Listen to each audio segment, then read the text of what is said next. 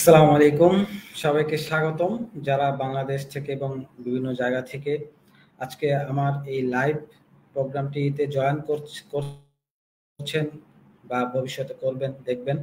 সবাইকে জানাই স্বাগতম এবং অভিনন্দন। অভিনন্দন এই জন্য যে আমরা বাংলাদেশে পুনরায় গণতন্ত্র এবং স্বাধীনতা ফিরে পেয়েছি। বাংলাদেশ 2.0 2024। আমরা এই স্বাধীন বাংলাদেশ 2.0 আমার আজকে প্রথম লাইভ। এই যে স্বাধীন বাংলাদেশ বা গণতন্ত্র মূলক আমাদের গণতন্ত্র নিয়ে যে আমাদের যে বাংলাদেশের সংস্কৃতি, এটা যে আমরা গণতন্ত্র ফিরে পেয়েছি, যেটা আসলে আমাদের ছাত্রছাত্রীদের অসংখ্য ত্যাগ তিতিক্ষার মাধ্যমে আমরা এই গণতন্ত্র ফিরে পেয়েছি, এই স্বাধীনতা ফিরে পেয়েছি। তাদেরকে জানাই অসংখ্য অভিনন্দন। যেহেতু আমি বর্তমানে দেশের বাইরে সরাসরি আপনাদের এই আন্দোলনে যুক্ত হতে পারিনি, বাট তারপরও ভার্চুয়ালি আমি আমার ব্যক্তিগত ফেসবুক প্রোফাইল থেকে যতটুকু সম্ভব সমর্থন করেছি এবং সঙ্গে ছিলাম এই আন্দোলনের। এই আন্দোলনে আমাদের অনেক ভাই বোনরা আসলে তাদের জীবন হারিয়েছে, তাদেরকে আমরা স্মরণ করি দুঃখ ভরা গ্রন্থভাবে। তাদের আত্মার মাগফিরাতের জন্য আমরা দোয়া করি, তারা যাতে বেহেশতবাসী হয়। যেহেতু তারা শহীদ হয়েছে দেশের জন্য, তারাও আমরা তাদেরকেও শহীদ বলতে পারি, দেশের জন্য শহীদ হয়েছে। তো আমরা দেখেন এই স্বাধীনতার পরে কিন্তু আমাদের তত্ত্বাবধায়ক সরকার চলে এসেছে। তারা কাজ করছে আমাদের দেশকে নিয়ে, আমাদের দেশের উন্নয়ন নিয়ে, আমাদের দেশকে কিভাবে গণতন্ত্র ফিরিয়ে আনা যায়, গণতান্ত্রিকভাবে চালানো যায় এবং স্বৈরতন্ত্র যাতে আমাদের দেশে না থাকে সেটা নিয়ে কাজ করছে, বাংলাদেশকে রিফর্ম করছে। ঠিক একইভাবে আজকে আমার যে প্রোগ্রামটা, আজকে আমার যে আলোচনাটা, সেটাও কিন্তু আমাদের লাইফকে কিভাবে আমরা রিফর্ম করতে পারি। দেশকে রিফর্ম করার জন্য সবার আগে প্রয়োজন কি ভাই বন্ধুরা? সবার আগে প্রয়োজন কিন্তু আমাদের নিজের লাইফটাকে রিফর্ম করা, আমাদের নিজের লাইফটাকে সুন্দর করা, ঠিক করা। আমাদের ভিতরে এতদিন যে ধরনের ভুল ভ্রান্তিগুলো ছিল, সেটা সব শ্রেণীর মানুষের ক্ষেত্রেই আমরা বলবো। আমরা হয়তো বা মিথ্যা বলতাম, সেই মিথ্যা থেকে আমাদেরকে বের হয়ে আসতে হবে। আমরা হয়তো বা দুর্নীতি করতাম, সেই দুর্নীতি থেকে আমাদেরকে বের হয়ে আসতে হবে। আমরা ঠিকভাবে আমাদের লাইফটাকে পরিচালনা করতাম না। এতদিন সবাই কিন্তু বলতো যে এই জেনারেশনের মানুষগুলো কিন্তু আমরা এতদিন শুনতাম যে এই জেনারেশনের মানুষগুলো বা স্টুডেন্ট গুলো শুধু মোবাইল নিয়ে পড়ে থাকে, মোবাইলে গেমস খেলে, মোবাইলে চ্যাটিং করে, মোবাইল নিয়েই পড়ে থাকে, কিছু করে না। কিন্তু তারাই কিন্তু দেখিয়ে দিয়েছে আজকে নতুন বাংলাদেশের সাথে পরিচয় করিয়ে দিয়েছে যে তারাও পারে, তারা চাইলে সবকিছুই সম্ভব, তারা চাইলে একটা দেশকে পরিবর্তন করে দিতে পারে। তো একইভাবে আমরা যারা আছি, বাকিরা যারা ঘরে আছি, স্টুডেন্ট আছি, তাদের সবার কাছে অনুরোধ হলো, যারা প্রফেশনাল লাইফে আছে তাদের কাছে অনুরোধ হলো, আমরা আমাদের সময়টাকে পরিপূর্ণভাবে উপযুক্তভাবে ব্যয় করি, উপযুক্তভাবে ইউটিলাইজ করি আমার দেশের জন্য, আমাদের নিজের ফ্যামিলির জন্য বা আমাদের সোসাইটির জন্য। যাতে করে আমার পরিবার যদি আমার উন্নত হয়, আমার সোসাইটি যদি উন্নত হয়, আমার দেশও উন্নত হবে। তো আমাদের দেশের উন্নতির জন্য, দেশের ভালোর জন্য আমরা কাজ করে যাব, আমাদের লাইফটাকে রিফর্ম করে যাব। তো এই লাইফটাকে আমরা কিভাবে রিফর্ম করব, কিভাবে আমরা আমাদের লাইফটাকে সুন্দর করব, পরিপূর্ণ করব এবং আমাদের ডেভেলপমেন্ট করব, সেটা নিয়ে আজকে আমাদের এই সেশন। আমাদের এই সেশনে আমরা যে বিষয়গুলো নিয়ে আলোচনা করব সেটা আমি একটা স্লাইডের মাধ্যমে আপনাদেরকে দেখাবো। মূলত যদি রিফর্মের কথা বলি, সংস্কারের কথা বলি, অনেক আলোচনা আসে, এত আলোচনা করা তো সম্ভব না। আমি ছোট একটি আলোচনা আজকে নিয়ে আসছি। সেটা হলো, আমরা জানি জাপান একটি উন্নত দেশ এবং খুবই ভালো একটি উন্নত দেশ। আমরা জাপানকে অনেক সময় ফলো করি তাদের স্বাস্থ্যের জন্য, তাদের টেকনোলজির জন্য, তাদের উন্নতির জন্য আমরা কিন্তু জাপানকে ফলো করি এবং জাপানকে উন্নত দেশ হিসেবে জানি। তো তারা আসলে কি কি টেকনিক ফলো করে, আমি জাপানিজদের ওপর যে আমাদের বিভিন্ন গবেষণা হয়, সেই গবেষণার উপর ভিত্তি করে তারা বিভিন্ন টেকনিক আছে, তারা যে টেকনিকগুলো তারা ফলো করে, সেই টেকনিকগুলো থেকে 10টা টেকনিক নিয়ে আজকে আমরা আলোচনা করব।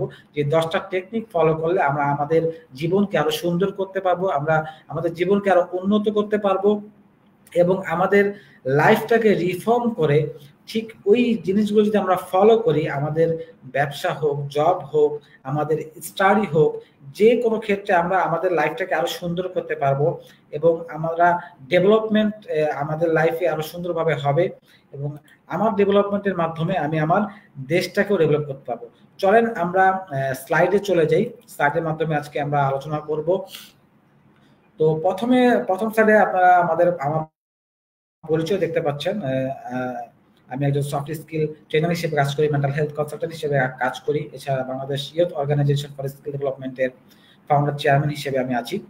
তো আমি দেরি করব না, পরবর্তী স্লাইডে চলে যাচ্ছি।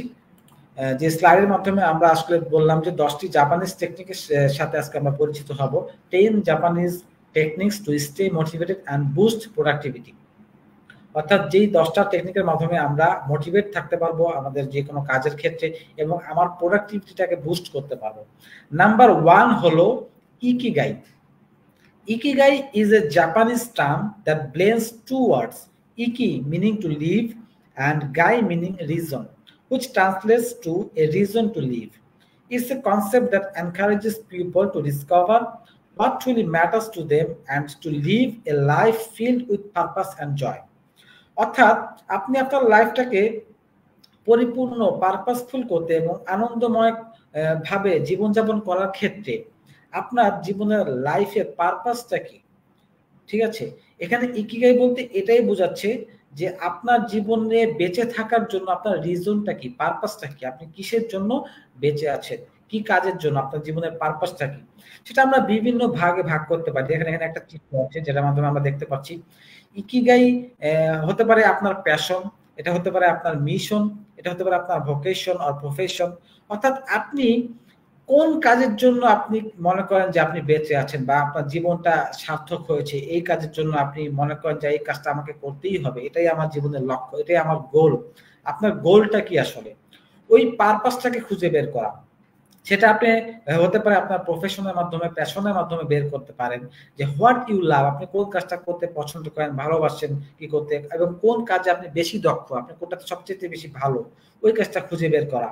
এবং দ্য ওয়ার্ল্ড নিডস, এই ওয়ার্ল্ডের কি নিডস, কি প্রয়োজন, সেই জিনিসটা কি আপনি কতটুকু স্কিলফুল, সেই কাজটা আপনি কতটুকু করতে পারবেন, বা ওয়ার্ল্ড যেটা চায়, ওয়ার্ল্ডের যেটা প্রয়োজন সেটা আপনি কতটুকু দূর করতে পারবেন, সেটার জন্য আপনি কতটুকু কাজ করতে পারবেন। এই যে বিভিন্ন ভাবে চিন্তা ভাবনা করে আপনি আপনার লাইফের একটা পারপাস বের করেন, যেটা আপনাকে আপনার লাইফটাকে সুন্দর করবে, আনন্দময় করবে, এবং ওই কাজটা করতে আপনি আনন্দ ফিল করবেন, এবং ওই কাজটা করতে গেলে আপনি সফলও হবেন, কারণ ওই কাজটা আপনার কাছে ভালো লাগে।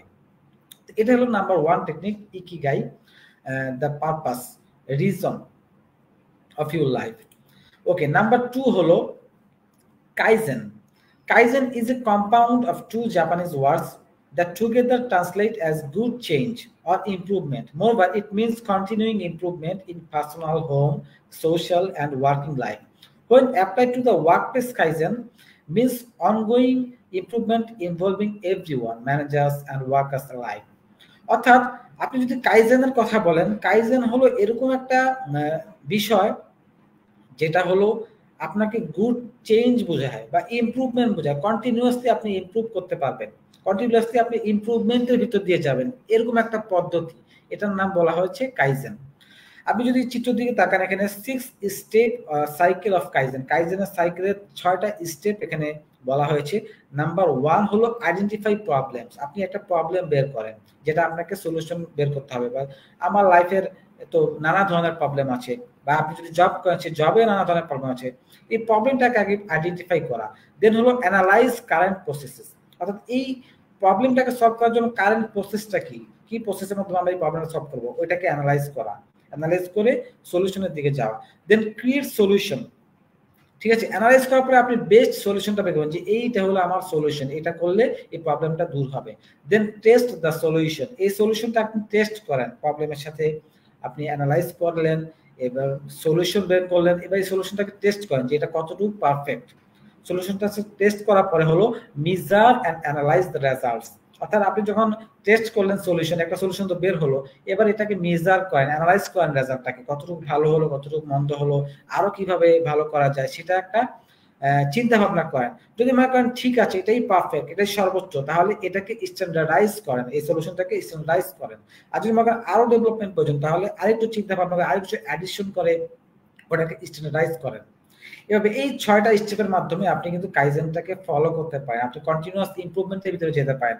আপনি যেই কোনো কাজ হোক, আপনার লাইফের যে কোনো পরিস্থিতি হোক, আপনি আপনার লাইফটাকে কন্টিনিউয়াসলি আপনি কি করতে পারবেন, ডেভেলপমেন্টের ভিতরে দিয়ে যেতে পারবেন। নাম্বার 2 হলো, নাম্বার 3 হলো 5S। 5S is a cyclical methodology. সাইকেলের মাধ্যমে আমরা একটার পর একটা এরকম 5Sটাকে আমরা কন্টিনিউ করব। আচ্ছা, নাম্বার 1 হলো শর্ট। শর্ট কি জিনিস? শর্ট ইন নাম্বার 2 হলো সেট ইন অর্ডার, নাম্বার 3 হলো শাইন, নাম্বার 4 হলো স্ট্যান্ডার্ডাইজ, নাম্বার 5 হলো sustain the cycle. These are collectively known as 5S principles.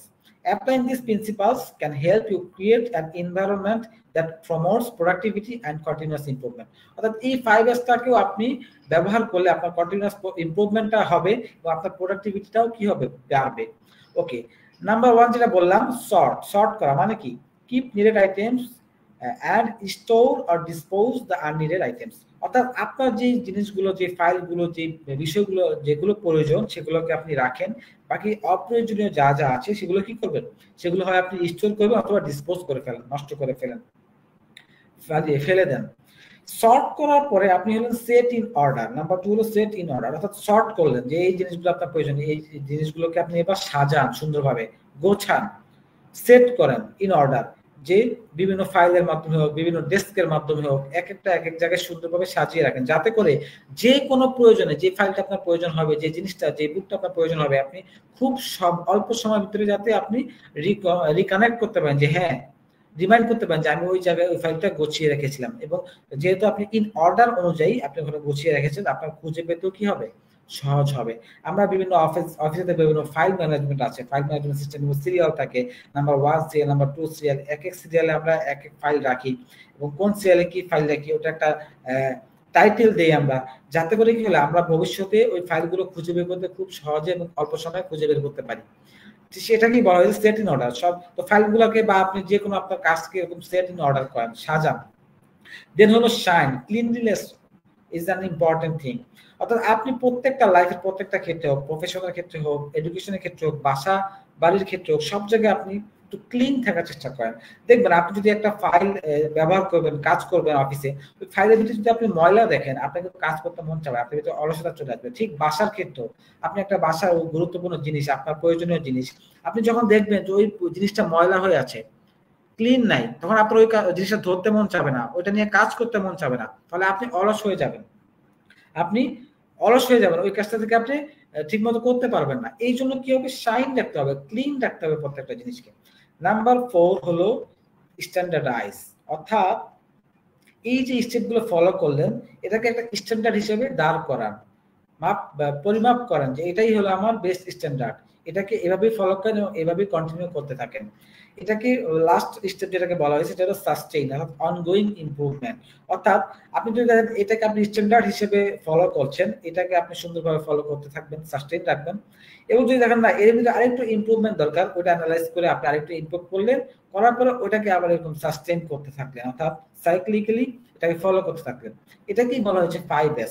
আপনি যখন 5Sটাকে ফলো করবেন সুন্দরভাবে, দেখবেন আপনার সব কাজ ইজিলি হয়ে যাবে, আপনার প্রোডাক্টিভিটি বাড়বে, আপনার কাজের ক্ষেত্রে সময় কম লাগবে, অল্প সময় ভালো কাজ করতে পারবেন। ওকে, আমরা যদি নেক্সটে যাই, নাম্বার 4 হলো পোমোডোরো টেকনিক। পোমোডোরো টেকনিক জিনিসটা কি? The pomodoro technique is a time management system that encourages people to work with the time they have rather than against it। অর্থাৎ আপনার যতটুকু সময় আছে ওই সময়ের ভিতরে আপনি টাইমটাকে ম্যানেজ করে কিভাবে আপনার কাজটাকে সিদ্ধ করবেন, কাজটাকে পরিপূর্ণ করতে পারবেন, সুন্দরভাবে করতে পারবেন, এই যে টাইম ম্যানেজমেন্ট, এটার একটা টেকনিক হলো পোমোডোরো টেকনিক। আচ্ছা, পোমোডোরো টেকনিকটার স্টেপ যেগুলো আমরা একটু ফলো করি যে কিভাবে করতে হয়। প্রথমে হলো আপনি একটা সিঙ্গেল টাস্ক সিলেক্ট করবেন যে আমি এই টাস্ক বা এই কাজটা আমি এখন করব। ওই কাজটা আপনি যখন শুরু করবেন, একটানা 25 মিনিট খুব মনোযোগ দিয়ে এই কাজটা করতে থাকবেন। দেন 25 মিনিট পরে 5 মিনিটসের একটা ব্রেক দিবেন, সেটা হতে পারে টি ব্রেক, ওয়াটার ব্রেক, যে কোনো ব্রেক, আপনি একটু হেঁটে আসতেন বা একটু চা খেলেন বা একটু পানি খেলেন, যেটাই হোক, 5 মিনিটের একটা ব্রেক দিবেন 25 মিনিট কাজ করার পরে। বা স্টাডি করার পরে 5 মিনিটের ব্রেকের পরে আবার আপনি পড়তে বসলেন বা আবার আপনি কাজ করতে বসলেন, সেটা নতুন টাস্ক করতে পারে বা আগের টাস্ক যদি কমপ্লিট না হয় সে আগের টাস্কটাকে আপনি কন্টিনিউ করলেন। তো আবার এরকম 25 মিনিট কাজ করলেন, আবার 5 মিনিট এরকম ব্রেক নিলেন, এইভাবে 4 বার করবেন। তো 25 আর 5 30 মিনিট করে যদি আপনি 4 বার যান তাহলে 2 আওয়ার্স হবে, 2 আবার 2 ঘন্টা হবে। 2 ঘন্টা পরে আপনি একটু লং টাইম ব্রেক নেন। লং টাইম ব্রেকটা কতটুকু? 15 মিনিট থেকে 30 মিনিট। ঠিক আছে, 15 মিনিট থেকে 30 মিনিট যখন আপনি একটা ব্রেক নেবেন তখন কি হবে, আপনার মাইন্ডটা আরেকটু ফ্রেশ হবে, আরেকটু সতেজ হবে, তখন যে অলসতাটা দূর হয়ে যাবে। ঠিক আছে, দেন হলো আপনি সেম ভাবে আবার আপনি এসে আবার ওই 25 মিনিট 5 মিনিট ওই যে সিরিয়ালটা 4 বার ওটা আপনি আবার ফলো করেন নতুন কোনো কাজের ক্ষেত্রে বা সেম কাজের ক্ষেত্রেই হোক। তাহলে দেখবেন আপনার কাজের টাইম ম্যানেজমেন্টটা ঠিক থাকবে, আপনি অল্প সময়ের ভিতরে ভালো কাজ করতে পারবেন এবং খুব মনোযোগ দিয়ে কাজ করতে পারবেন। আমরা যে ভুলটা করি, আমরা টাইম ম্যানেজমেন্ট করি না, আমরা একটানা কাজ করে যাই, তখন দেখা যায় কি আমাদের মনোযোগটা নষ্ট হয়ে যায়, আমাদের মনোযোগ বিভিন্ন দিকে চলে যায়, আমরা কাজে মনোযোগ দিতে পারি না, কাজটা সুন্দর হয় না, অনেক সময় কাজে ভুলও হয়ে যায়। এই ভুল ভ্রান্তি দূর করার ক্ষেত্রে বা প্রোডাক্টিভিটি বাড়ানোর ক্ষেত্রে আমরা এই টেকনিকটা ফলো করতে পারি, পোমোডোরো টেকনিক যেটাকে বলা হয়েছে। ওকে, আমরা যদি নেক্সট 5 নম্বরে যাই, সেটা হলো ক্যানবান। ক্যানবান, what is Kanban? Kanban is a visual project management system used in many Japanese industries. It helps you visualize work, maximize efficiency, and improve continuously. Your work is represented on these boards, allowing you to optimize your work across multiple teams. Creating a personal Kanban board can help you organize tasks, set priorities, and stay on track. অর্থাৎ যে কোনো project ম্যানেজমেন্টের ক্ষেত্রে, যে কোনো কাজের ক্ষেত্রে আপনি যদি এই ক্যানভান বোর্ডটাকে ইউজ করেন অ্যাজ এ টুলস, দেখবেন বিভিন্ন বড় বড় কোম্পানিগুলো এই ক্যানভান বোর্ডটাকে ইউজ করে অ্যাজ এ টুলস বা টাইম ম্যানেজমেন্টের ক্ষেত্রে বা প্রজেক্ট ম্যানেজমেন্টের ক্ষেত্রে, যাতে করে তারা কাজের এখন কি পরিস্থিতি সেটা খুব সহজেই বের করতে পারে ওয়ান ক্লিকের মাধ্যমে। দেখেন আমি এখানে একটা বোর্ডের একটা স্যাম্পল দিয়েছি, যেটা চারটা কলাম রয়েছে। নাম্বার 1 হলো টু ডু, অর্থাৎ যে কাজটা আমার করতে হবে। নাম্বার 2 তে হলো ইন প্রোগ্রেস, অর্থাৎ যে কাজটা কন্টিনিউ মানে এখন চলছে, কাজটা ইন প্রোগ্রেসে আছে। নাম্বার 3 হলো ডান, মানে কাজটা শেষ হয়ে গেছে। নাম্বার 4 হলো অ্যাপ্রুভ, অর্থাৎ কাজ শেষ হওয়ার পরে কিন্তু শেষ না, কাজ শেষ হওয়ার পরেও আমাদের ম্যানেজমেন্ট যারা থাকবে, সিনিয়র যারা থাকবে, তারা আসলে এটাকে অ্যাকসেপ্ট করেছে কিনা, ওই স্টেপটাকে হলো অ্যাপ্রুভ বা কনফার্ম করা, হ্যাঁ এটা কমপ্লিট হয়েছে এবং এটা পারফেক্ট হয়েছে। এখানে 4টা ভাগ করা হয়েছে। আপনি চাইলে আপনার ইচ্ছা মতো আপনি আরো এরকম কলাম করতে পারেন, বিভিন্ন নাম দিতে পারেন। এভাবে কি হবে, আপনি টাস্ক, কোন টাস্কের এখন কোন পরিস্থিতি, কোন প্রজেক্টের এখন কোন পরিস্থিতি, কোন কাজের এখন কোন পরিস্থিতি, আপনি খুব সহজেই বের করতে পারবেন এবং বের করে ওইটা কি করতে পারবেন, উপযুক্ত স্টেপ নিতে পারবেন ওটা কমপ্লিট করার জন্য খুব সহজেই, এবং খুব সহজেই আপনি কাজগুলোকে কন্ট্রোল করতে পারবেন, ঠিকভাবে সময় মতো কাজগুলো করতে পারবেন এবং কাজগুলো ভাগ করে দিতে আপনি তখন সহজ হবে, কঠিন হবে না, যে কার কাছে কোন কাজটা দেওয়া আছে এবং সেই কাজের পরিস্থিতিটা এখন কি, খুব সহজে কিন্তু বের করে নিতে পারবেন। তো ক্যানবান টেকনিক ইজ এ খুব ইম্পর্টেন্ট একটা টেকনিক দিল, যে কোনো প্রজেক্ট ম্যানেজমেন্টের ক্ষেত্রে হোক, যে কোনো অফিস সেট আপের ক্ষেত্রে হোক, আপনি যে কোনো ক্ষেত্রেই হোক না কেন, যে কোনো কাজের ক্ষেত্রে হোক না কেন, আপনি ক্যানবান বোর্ডটা ইউজ করতে পারেন আপনি নিজের মতো করে কাস্টমাইজ করে, যাতে করে আপনি কাজের সলিড যে কি বলে ট্র্যাকিং, ওটা আপনি ধরে রাখতে পারেন এবং ডেভেলপমেন্ট ঠিক সুন্দরভাবে করতে পারেন, ট্র্যাক করে করে যে এই কাজটা এখন করা দরকার, এই কাজটা পরে করা দরকার। ওকে, আমরা যদি পরেরটায় যাই 6 নাম্বার, সেটা হলো জ্ঞানবারু। জ্ঞানবারু is often translated as doing one's best, but in practice it means doing more than one's best. This means to fully dedicate oneself to a task and bring that task to an end. And it emphasizes the importance of patience and putting forth your best effort. It can be interpreted as persistence or tenacity, highlighting the need to keep pushing forward during challenging times to achieve your goal.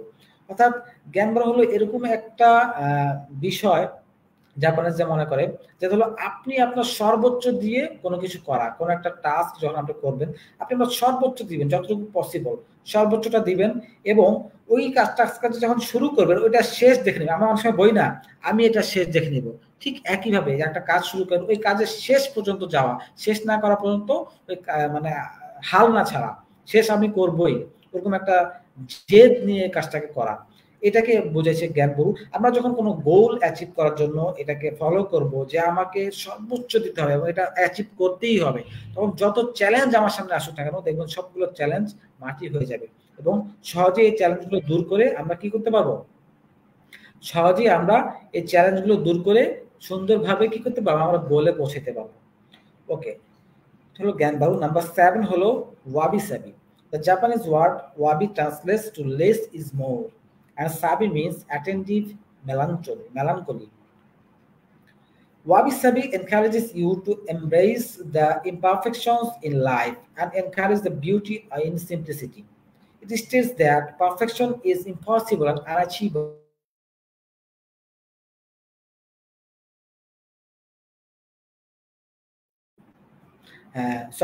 It states that perfection is impossible and unachievable. Thus it teaches you to accept what is, stay in the present moment, and appreciate the simple transient stages of life. This mindset can reduce the pressure you feel to be perfect and motivate you to take action without fearing failure. অর্থাৎ ওয়াবি সাবি এরকম একটা বিষয় যেটা জাপানিজরা follow করে, সেটা হলো আপনাকে প্রেজেন্ট মুহূর্তে রাখা, আপনার মাইন্ডটাকে এরকমভাবে কন্ট্রোল করা, আপনি নিজেই নিজে মাইন্ডটাকে কন্ট্রোল করবেন যে আপনি প্রেজেন্ট মুহূর্তে থাকবেন। ভবিষ্যতে কি হবে, অতীতে কি হয়েছিল, ওগুলো রিলেট করে আপনি মাইন্ডের ভিতরে গন্ডগোল পাকাবেন না, ঠিক আছে?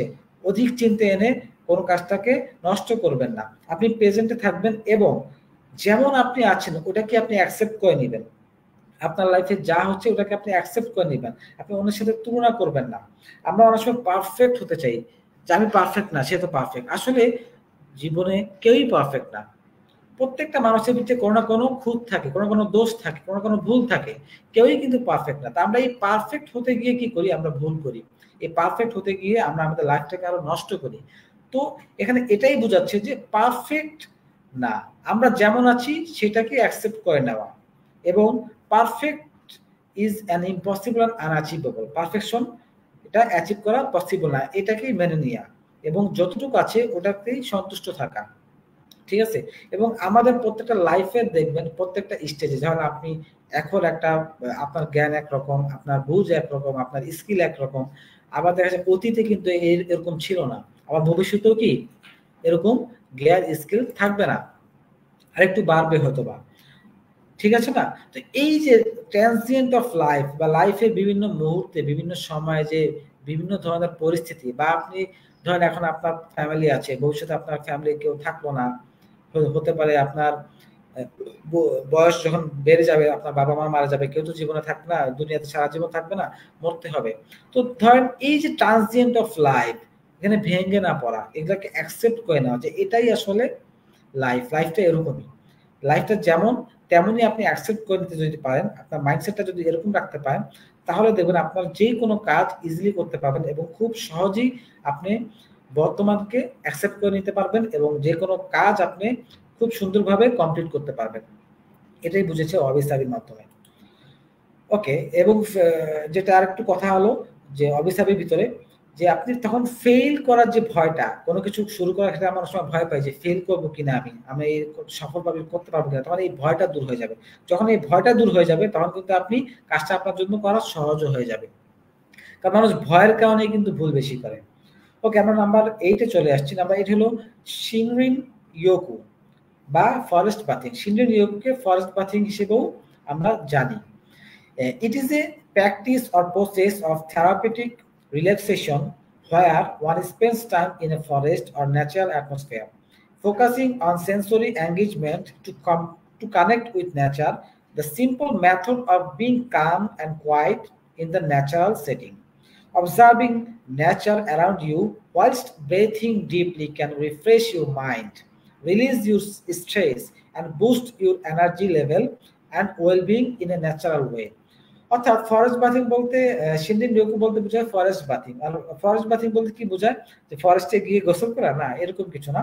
ফরেস্ট বাথিং বলতে এটাই বোঝাচ্ছে যে আপনি ফরেস্ট হোক বা যে কোনো ন্যাচারাল সেটিং হোক, ন্যাচারাল পরিবেশে গিয়ে আপনি একটু সময় ব্যয় করা, নেচারের সাথে একটু সময় দেওয়া, নেচারকে একটু সময় দেওয়া, ঠিক আছে? একটু কিছুক্ষণ বিশ্রাম করা, কিছুক্ষণ বসা, বসে বা কিছুক্ষণ হেঁটে আপনি কি করেন, ডিপ ব্রিথিং করতে পারেন, মেডিটেশন করতে পারেন, নানাভাবে আপনি আপনার মাইন্ডকে শান্ত করতে পারেন, কোয়াইট করতে পারেন।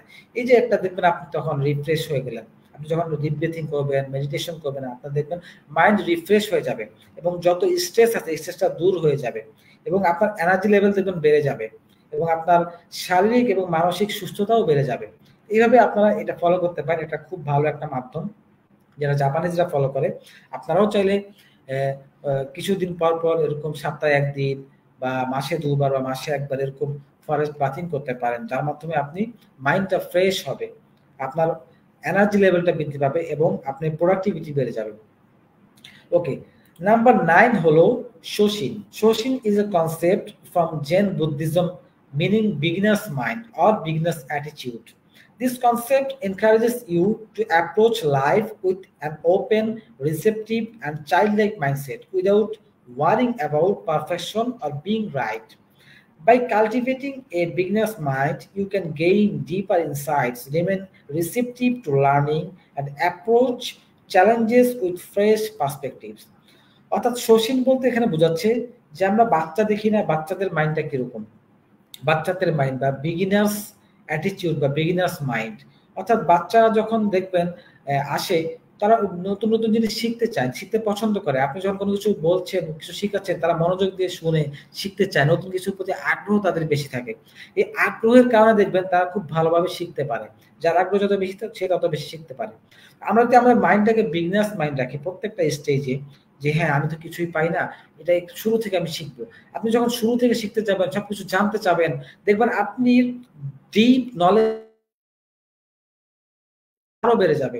আপনি আপনি আরো বেশি শিখতে পারবেন তখন। আপনার শিখার মাত্রাটা আরো বেড়ে যাবে। তখন দেখবেন যে বাচ্চারা দেখবেন পারফেক্ট হওয়ার ভয় করে না। যে আমার এই কাজটা ঠিকমতো হলো কিনা, পারফেক্ট হলো কিনা, এই ভয়টা করে না। তারা করে যায় স্বতঃস্ফূর্তভাবে। একইভাবে আপনি যখন বিগিনার্স মাইন্ডটাকে ফলো করবেন বা অ্যাকসেপ্ট করে নিবেন যে আমি এভাবে শিখবো, তখন দেখবেন যে আপনার পারফেক্ট হওয়ার ভয়টা থাকবে না, যে পারফেক্ট হলো কিনা। আর যখন এই ভয়টা কেটে যাবে তখনই আপনি আপনার বেস্টটা দিতে পারবেন, বেস্ট প্রোডাক্টিভিটিটা দিতে পারবেন এবং অনেক কিছু শিখতে পারবেন এবং এটা আপনি ইউটিলাইজও করতে পারবেন। তো এটাকে আমরা ফলো করতে পারি বিগিনার্স মাইন্ড বা child like mind. Okay, number 10 is hara hachi bunme, অথবা এটাকে হারাহাচি বুয়ো বলা হয়। এটা Japanese word. Is a Japanese approach to eating used to describe eating until you are 80% full or stop when you are 80% satisfied. This prevents overeating, which can lead to drowsiness and laziness, and helps you to feel more energized throughout your day. অর্থাৎ এটা হলো এরকম একটা system যেটা জাপানিজরা follow করে। সেটা হলো আপনার যখন 80% ফুল হয়ে যাবে, আপনি আপনার খাওয়া বন্ধ করে দিন, অথবা আপনি 80% পর্যন্তই আপনি খান, বাকি 20% আপনার স্টোমাচ আপনি খালি রাখুন। এটা তারা ফলো করে। এটা ফলো করলে কি হবে, তারা যেটা বলছে যেটা আপনাকে ওভার ইটিং থেকে মুক্ত করবে। অর্থাৎ আমরা অনেক সময় বাঙালিরা দেখি যে আমরা যখন খাওয়া শুরু করি খেয়ালই থাকে না, ভালো একটা খাবার পাইছি খাইতেই থাকি, তখন আমাদের ওভার ইটিং হয়ে যায়, আমরা গলা পর্যন্ত খেয়ে ফেলি। তখন দেখা যায় আমাদের ভিতরে ড্রাউজিনেস চলে আসে, লেজিনেস চলে আসে, আমরা তখন ঘুমিয়ে পড়ি, কাজ করতে ভালো লাগে না, কোনো কিছুতে মনোযোগ বসে না, এই ওভার ইটিং এর কারণে। এবং এটা কিন্তু আমাদের শারীরিকভাবে আমাদেরকে ক্ষতিগ্রস্ত করে। আর যদি আমরা এটা ফলো করি তাহলে আমরা কি করবো, এনার্জাইজড থাকবো। ঠিক আছে, আমরা এনার্জাইজড থাকবো, যে কোনো কাজ সুন্দরভাবে করতে পারবো, তখন আমাদের ড্রাউজিনেস বা লেজিনেসটা কাজ করবে না। এখানে একটা মজার বিষয় হলো জাপানিজরা 80% ফলো করে, 80% স্টোমাচ ফুল করা, এটা ফলো করে। কিন্তু যদি আমরা আমাদের ধর্মের দিকে তাকাই, বিশ্বনবী হযরত মুহাম্মদ সাল্লাল্লাহু আলাইহি ওয়াসাল্লাম আমাদের যে শিক্ষাটা দিয়ে গেছেন, সেটা তো আমরা সবাই জানি যে আমরা আমাদের পেটকে 3 ভাগ করব, 1 ভাগ পানি খাবো, 1 ভাগ পানির জন্য, 1 ভাগ হলো খাবারের জন্য, আরেক ভাগ হলো আমরা খালি রাখবো। তো আমরা যদি এইটা ফলো করি তাহলে কিন্তু দেখেন 33.33% স্টোমাচ আমাদের খালি থাকে। আমরা যদি এই সুন্নতটাকে ফলো করি তখন দেখবেন আমাদের স্বাস্থ্য কিন্তু আরো বেশি সবল থাকবে এবং আমরা আরো বেশি অ্যাক্টিভ থাকতে পারবো, যেটা জাপানিজে ফলো করে তাদের থেকে। বাট তারপরও আমাদের আরো অনেক প্রবলেম আছে খাবার নিয়ে, যেটা হলো জাপানিজরা দেখবেন শাকসবজি বেশি খায়, ঠিক আছে, তাজা জিনিস বেশি খায়, তারা কিন্তু ফ্রুট শাকসবজি এগুলো বেশি খায় এবং তারা সতেজ জিনিস খায়, কিন্তু আমরা বাসি জিনিস বেশি খাই, আর আমরা ফ্যাটি জিনিস বেশি খাই, সুগার, সল্ট, তারপরে ভাত, এগুলো আমরা বেশি খাই, যেগুলোর কারণে আমাদের স্বাস্থ্য ভেঙে যায়, আমরা নানা ধরনের রোগে ভুগি। আমরা তারপরে কি বল, বিষযুক্ত খাবার আমরা খাই বেশি, যেটা আসলে জাপানিজরা খায় না। এই কারণে তারা সবল থাকে, অ্যাক্টিভ থাকে, কিন্তু আমরা থাকতে পারি না, আমরা নানা ধরনের রোগে ভুগি। তো আমাদের খাদ্যাভ্যাসটাকে পরিবর্তন করতে হবে। সুস্থ সবল থাকার জন্য আমাদেরকে ভেজিটেবল বেশি খেতে হবে, ফ্রুটস বেশি খেতে হবে, এবং স্বাস্থ্যকর খাবার খেতে হবে, বিষমুক্ত খাবার থেকে আমাদেরকে মুক্ত থাকতে হবে। এবং যেটাকে বলবো যে বেশি পরিমাণ এনার্জি করতে গিয়ে আমরা ভুল করে ফেলি, আমরা ডায়েটটাকে ফলো করি না। আমরা আসলে সুন্দর একটা ডায়েটটা ফলো করতে পারি, যাতে করে আমাদের স্বাস্থ্য বেড়ে না যায়, আমাদের স্বাস্থ্য ঠিক থাকে, ঠিক আছে, আমরা বেশি পরিমাণ ফ্যাট না খেয়ে ফেলি, বা নিউট্রিশনিস্ট খাবারগুলো আমরা যাতে ফলো করতে পারি। এই জন্য আমরা বিভিন্ন নিউট্রিশনিস্ট আছে, বা নানা ধরনের দেখুন নিউট্রিশনিস্ট আজকাল ইউটিউবেও বিভিন্ন স্টেপ তাদেরকে আপনাদেরকে ফলো করতে দেয়, আমাদেরকে ফলো করতে বলে। তারা বিভিন্ন কি বলে, বিভিন্ন যুক্তি দেয় যে এটা খেলে খারাপ হবে, এটা খেলে ভালো হবে। তারা যে বিভিন্ন উপদেশ দেয় তারা ইউটিউব চ্যানেলের মাধ্যমে, ওগুলো কিন্তু আমরা ফলো করতে পারি, যাতে করে আমরা আমাদের স্বাস্থ্যকে সুন্দরভাবে রাখতে পারি, অ্যাক্টিভ থাকতে পারি এবং প্রোডাক্টিভ থাকতে পারি। তো এটা আমরা ইনশাআল্লাহ ফলো করব, যাতে আমরা বেশি পরিমাণ খেয়ে না ফেলি। একটা ভালো খাবার এসছে, মজার খাবার এসছে, এই জন্য আমি যে পেট ভরে একবারে খেয়ে ফেলবো, এটা না করি। আমরা আমাদের সুন্নতটাকেই ফলো করি, যে 3 ভাগের 1 ভাগ পেট আমরা খালি রাখবো। ওকে, নাম্বার 10 শেষ হয়ে গেল। সর্বশেষ যেটা বলবো সেটা হলো, remember, overcoming laziness is a personal journey. Not every technique will work for everyone. You need to experiment with different approaches in order to find the approach that resonates with you. অর্থাৎ laziness থেকে বের হয়ে আসা, productivity বাড়ানোর যে স্টেপগুলো, প্রত্যেকটা step বা প্রত্যেকটা টেকনিক যে আপনার কাছে আপনার সাথে কাজ করবে তা নয়। আপনি প্রত্যেকটা জিনিস এক্সপেরিমেন্ট করেন, দেখেন কোনটা সবচেয়ে বেশি আপনার জন্য কাজ করে, আপনি ওইটা ফলো করেন। কিন্তু এক্সপেরিমেন্ট করতে ভুলবেন না, এক্সপেরিমেন্ট করে যান, দেখে যান যে কোন জিনিসটা আপনার কাছে কাজে লাগবে, কোনটা আপনার ভালো লাগবে, বা আপনার সাথে মিলে, আপনার সাথে রিজোনেট হয়, সেটাকে আপনি ফলো করতে হবে, যাতে করে আপনি আপনার লেজিনেস কাটিয়ে অ্যাক্টিভ থাকতে পারেন, প্রোডাক্টিভ থাকতে পারেন, এবং আপনার লাইফটাকে রিফর্ম করতে পারেন। আপনি এতদিন যেই ভুলগুলো করে এসেছেন, সেই ভুল থেকে মুক্ত হয়ে আপনার লাইফটাকে রিফর্ম করতে পারেন, সুন্দর করতে পারেন। ওই টেকনিকগুলো আপনি ফলো করেন, দেখবেন কি হবে, আপনার লাইফটা আরো সুন্দর হবে, আপনার প্রোডাক্টিভিটি বাড়বে, আপনার কাজ আরো সুন্দর হবে, আপনার যে কোনো কাজ আপনি করতে যাবেন সেই কাজটা সুন্দরভাবে করতে পারবেন, আপনার প্রোডাক্টিভিটি বাড়বে, আপনার গোলে পৌঁছানো আপনার জন্য সহজ হবে।